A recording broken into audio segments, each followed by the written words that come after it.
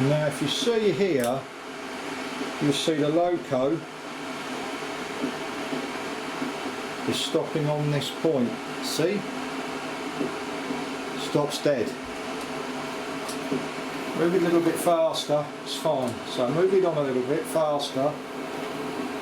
Going out it's fine, but coming in, let's stop jerking now. But it jerks. See? Slight jerk. You stop it totally, do it really slow.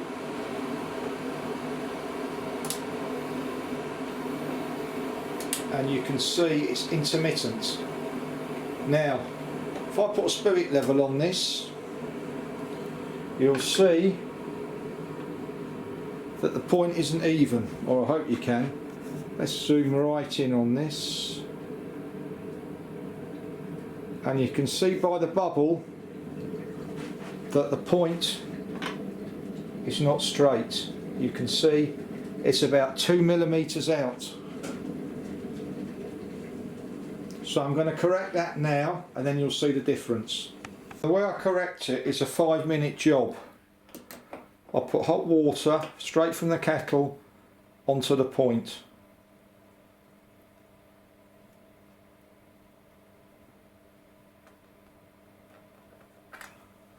Give it time to soak in.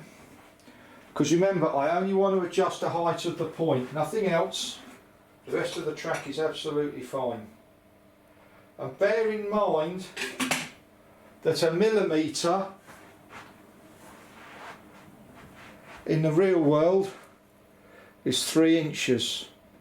2 millimetres is 6 inches. So you imagine a Loco in the real world, 6 inches of movement in the track.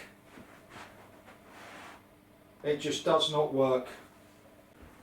Now what you do is you put the spirit level and you work out where it is the worst, which is there. So basically you might not be able to see exactly what I'm doing, but you just put a washer under there, 1 mil, force it under, which it will go. There you go, and that's pretty much there. Okay, what we'll do now is we'll move it over where I fixed the track, or I think I have, and we'll see if it stops. Remember, it was stopping here, and look at that. It only takes a millimetre to affect a small Loco. I mean, this would not have affected a large A4 or an A3, and look at that, that's gorgeous. Beautiful running. 5-minute fix. Thank you.